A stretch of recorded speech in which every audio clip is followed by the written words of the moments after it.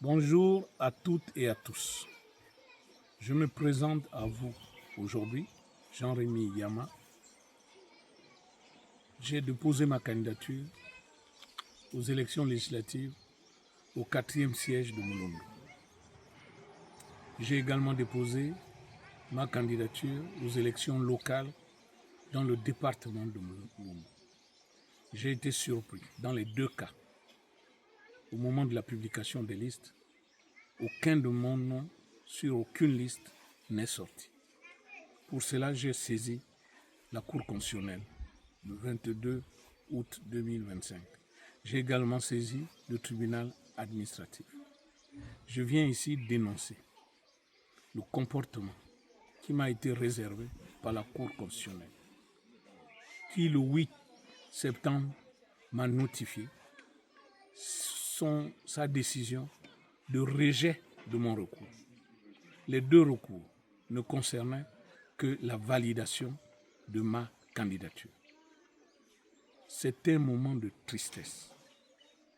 Oui, parce que le sort qui m'a été réservé par le tribunal administratif et la procédure qui a été faite est différente. Ça me donne de l'espoir.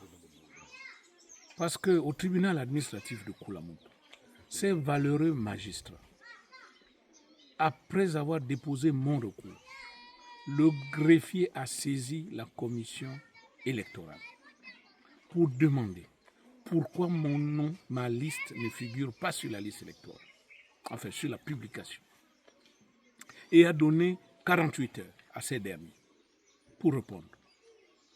La commission a répondu et j'ai été notifié de la réponse de la commission et on m'a donné également 48 heures pour présenter mes mémoires. C'est ce que j'ai fait. Et le 6 septembre, il y a eu un jugement. Et le jugement m'a été favorable sur la base des pièces qui ont été présentées. En comparaison avec la Cour constitutionnelle, je n'ai jamais été notifié. La Cour constitutionnelle, dans sa décision, dit que je n'ai pas présenté l'acte de naissance, plutôt le jugement supplétif. Sur quel élément, sur quelle pièce il fonde cette affirmation? Moi, j'ai ici mon récépissé de dépôt de candidature, où vous verrez, toutes les pièces ont été couchées. Ça veut dire que j'ai fourni toutes les pièces demandées. Et conformément à l'article 202 du Code électoral, mon dossier est recevable. Alors, sur quoi la Cour constitutionnelle, nos 9 juges, se base pour dire qu'il n'y avait pas de jugement? La Cour n'est pas là pour dire si le dossier est recevable ou pas. La Cour n'est pas là pour examiner au fond les pièces. La Cour est là pour rendre justice sur la base de ce que nous demandons. Alors, moi je m'interroge, est-ce que la Cour constitutionnelle fait maintenant dans la science divinatoire? Est-ce que nos juges lisent maintenant dans la boule de cristal?